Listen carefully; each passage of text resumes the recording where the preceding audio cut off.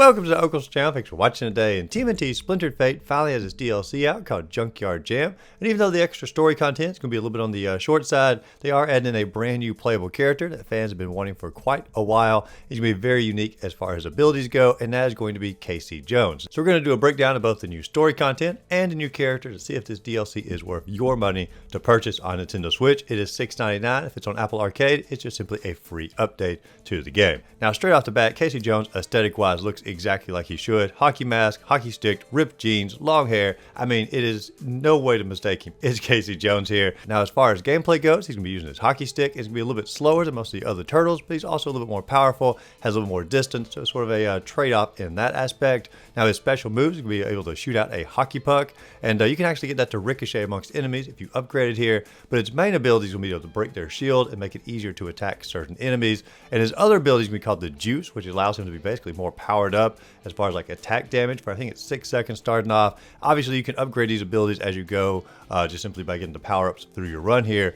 But it's like 6 seconds when it starts off, and it allows for, like, I think, extra 30% damage across the board for him. And the Juice also allows his tools to replenish at a faster rate. And so if you upgrade Casey Jones accordingly or correctly throughout your run, you can have a very, very powerful character by the time it's over here. Now, me personally, I still do prefer Raphael as far as like my main character in the game, but Casey Jones is a fun supplemental character. And if you're a fan of him in general, I don't think you'll be disappointed in any form or fashion. Now, as far as the new story content goes, you can't actually access it until you finish up Act number 2 inside the game. And when you finish up that, you can either choose to go to the streets and fight Bebop and Rocksteady like normal, or you can choose to go to the junkyard and basically have a more Casey Jones focused storyline, at least for a little bit inside the game. And it basically boils down to the punk frogs have stolen Casey Jones' car, the Slamboni, and he's trying to basically get his car back and enact his revenge upon the punk frogs. And so as you travel through the junkyard, they are going to try to live up to the punk aesthetics here, like all the mousers and all the rats and all the enemies have like little mohawks on them. The color-wise, are going to try to do some of the random colors of the punk aesthetic here. I mean, it is a cool little level to journey through. They are going to have one brand new mini boss and one main boss inside the junkyard as well. The mini boss is a mutant chameleon called Gigi. She might be a mutant frog since it is, you know, the punk frogs here. But regardless, she has like a giant saw and she's going to be able to cut all around her here. And just a really cool looking enemy. Not super powerful, not super hard, but still a fun enemy nonetheless. And the main boss here is going to be what's called the Junkinator, I think? Yes, the Junkinator, which is basically the Slamboni converted over into a mech here.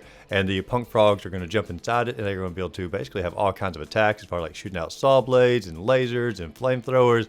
I mean, it's a really cool boss fight. And in the middle of it, you're also fighting off the punk frogs at the same time. I'd actually say it's one of the best boss fights in the entire game.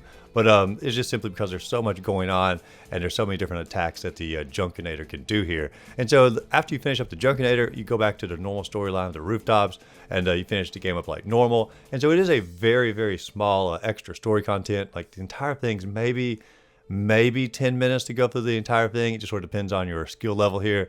But overall, not very long, but it is a fun storyline. Got cool aesthetics, got cool bosses in it, and you can also play as Casey Jones if you want to make the story come to life even a little bit more. And so to me, overall, a fun story, and I hope they add more storylines to the game where you can basically choose multiple paths as you go instead of just simply just one split after chapter number 2. But overall, for $6.99, I think it's worth it because you get a brand new character, extra story content, especially if you're a Casey Jones fan. I mean, $6.99 to play as your favorite character and have a fully development that way.